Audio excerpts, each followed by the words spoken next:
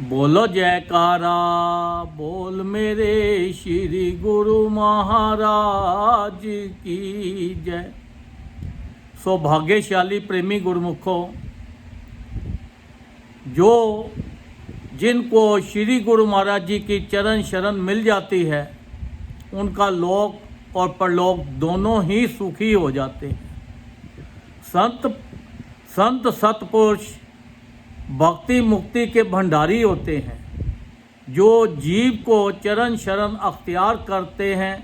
वे इनकी भक्ति की अनमोल दात को पाकर जीवन को सुखमयी बना देते हैं।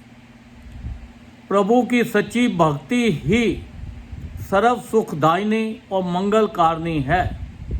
संतों की कृपा के बिना किसी का मिलना सहज नहीं है।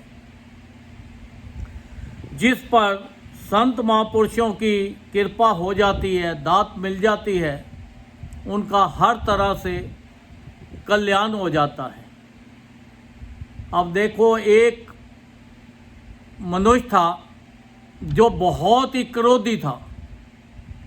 इतना क्रोधी था, गुस्से वाला था कि उसके पास कोई बैठ के राजी नहीं था, कोई आके राजी नहीं, कोई बुला के राजी नहीं।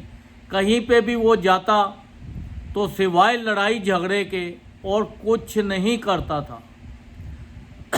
सब उससे परेशान होते थे। जहाँ पे वो जाता, लोग उससे दूर दूर चले जाते थे। एक बार उस गांव के अंदर कोई संत महापुरुष आ गए।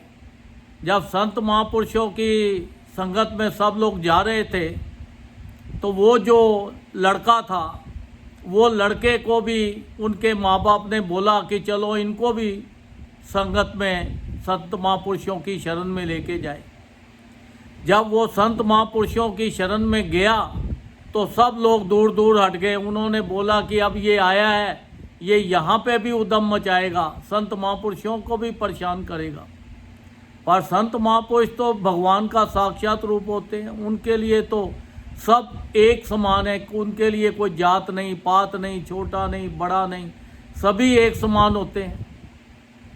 जब संत महापुरुषों को उनके माँ बाप ने उनको मत्था टिकाया और संत महापुरुषों ने आशीर्वाद दिया, उन्होंने विनती की, महाराज इसके अंदर बहुत क्रोध है, बहुत गुस्सा है, और ये तो ना जीवन में कुछ करता है और ना ही इसका कुछ होने वाला है। आप इसके ऊपर कुछ कृपा करो तो इसका जीवन सुधर जाए। संत महापुरुषों ने उसको आशीर्वाद दिया और उसको बोला कि आपको एक नाम देते हैं, ये नाम आपने जपना है। जब भी गुस्सा आए, कुछ भी आए, आपने नाम ही नाम जपना है। अब उसके पिछले जन्म के भाग्य थे जो खुल गए, उदय हो गए। संत महापुरुषों की चरण शरण में वो चला गया। संत महापुरुषों ने उन्हें नाम दे दिया और साथ में बताया कि देखो, जब भी आपको गुस्सा आए तो बस आपने नाम जपना है। आप ये बताओ कि आप संसार के अंदर गुस्से में ही जीवन बिता दोगे या कोई बड़ा आदमी भी बनना चाहते हो? तो उस भगत ने बोला कि मैं बहुत बड़ा आदमी बनना चाहता हूँ, मेरे दिल की इच्छा है। मैं करता तो बहुत कुछ हूँ पर होता नहीं है, इसलिए मुझे गुस्सा बहुत ज़्यादा आता है। तब संत महापुरुषों ने फरमाया कि देखो, अपने सबसे पहले गुस्से पे कंट्रोल करना है। जब भी कभी गुस्सा आए तो उस टाइम ये सोच लेना कि मैं बड़े आदमी नहीं बन सकता, मेरे अंदर रुकावट आ गई है। तो आप अपने गुस्से को शांत करो। जैसे ही आप शांत करते जाओगे तो देखना, एक दिन आप बहुत बड़े आदमी बन जाओगे। जो लोग आपसे आज नफरत करते हैं, आपके पास आना नहीं चाहते, ये सब लोग आपके आगे पीछे चक्कर लगाएंगे और आपकी बहुत रिस्पेक्ट करेंगे। तो उस भगत ने सोच लिया, भाई श्री गुरु महाराज जी ने कहा है, संत महापुरुषों का वचन है, तो इसलिए मुझे ये मानना ही मानना है। एक बार वो कहीं जा रहा था तो रास्ते में कुछ लोग उसको मिल गए। वो 8-10 लोग थे। उन्होंने बोला कि इसको अच्छी तरह ज़रा पिटाई करते हैं ताकि इसका ज़रा गुस्सा शांत हो जाए। जैसे ही उसको मारने के लिए आए तो वो जो लड़का था वो भी बहुत पहलवान था, तगड़ा था। 8-10 लोगों के ऊपर तो वो अकेला ही काफ़ी भारी था। तो उन्होंने डंडे लिए, उसको मारने की कोशिश की। तो उस बंदे ने उनके आगे हाथ उठाया। जैसे ही हाथ उठाया तो गुस्सा आया, तो उसके मन में आ गया कि श्री गुरु महाराज जी ने फरमाया था कि अगर मैंने गुस्सा खाया तो मैं बड़ा आदमी नहीं बन सकता, मैं तो फिर वहीं का वहीं रह जाऊंगा। मुझे ये गुस्से का त्याग करना है और मुझे बड़ा आदमी बनना है।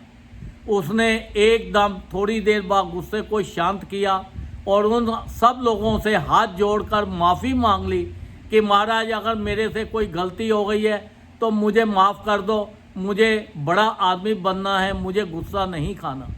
उन लोगों ने भी सुना कि संत महापुरुषों ने इनको दिया है, नाम दिया है कि बड़ा आदमी बनना है तो गुस्सा नहीं करना।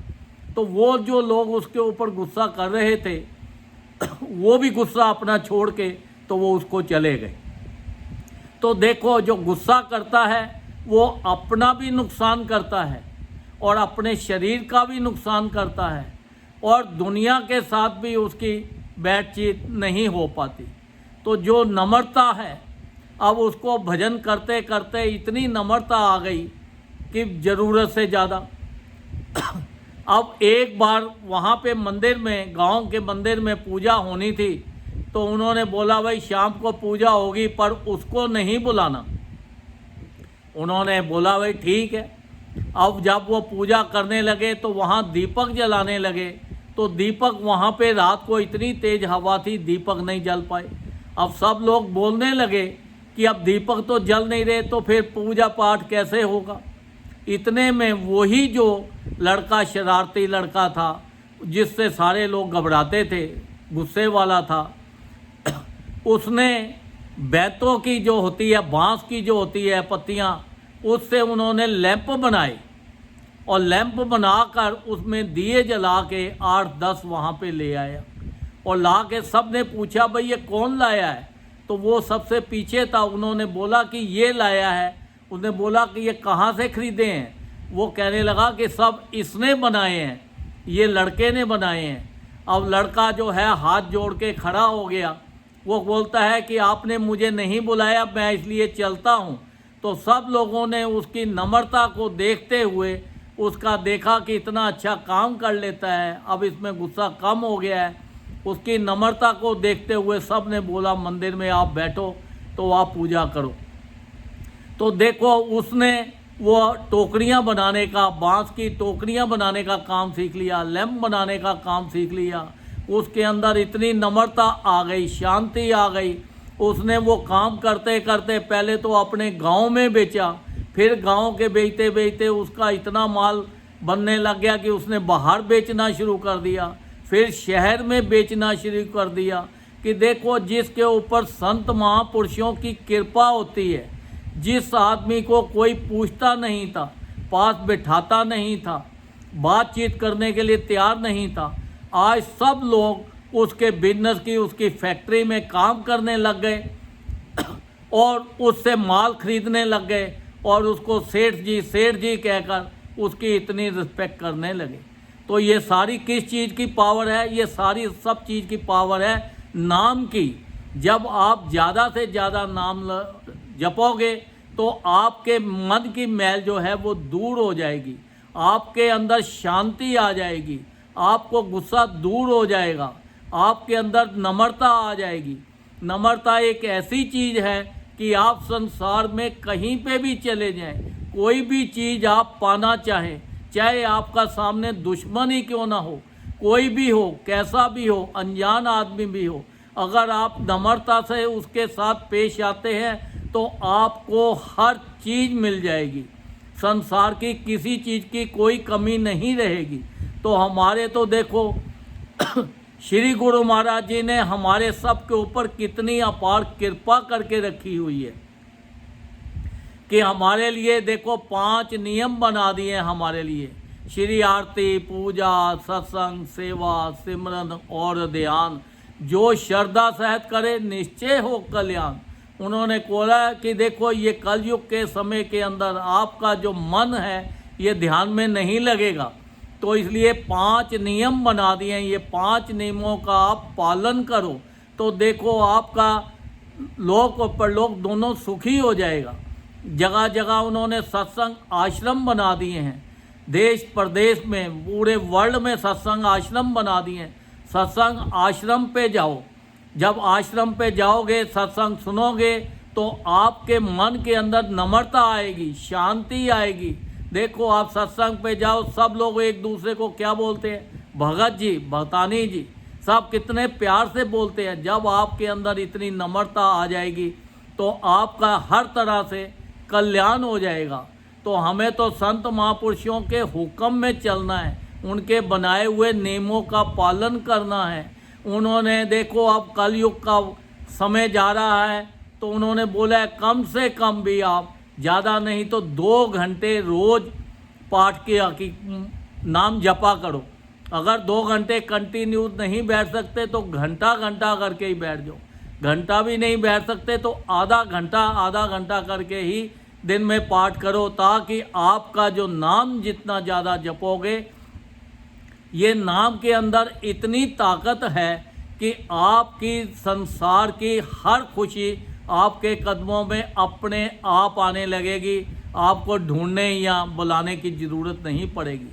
संसार में आपको तंदुरुस्ती भी मिलेगी, आपको पैसा भी मिलेगा, परिवार भी मिलेगा, आपका ये लोक भी सुखी होगा, आपका परलोक में भी आपको खुशियाँ होंगी। तो संत महापुरुष तो बार बार नाम पे जोर ज़्यादा देते हैं कि देखो अगर आप खुश रहना चाहते हो तो नाम जपो।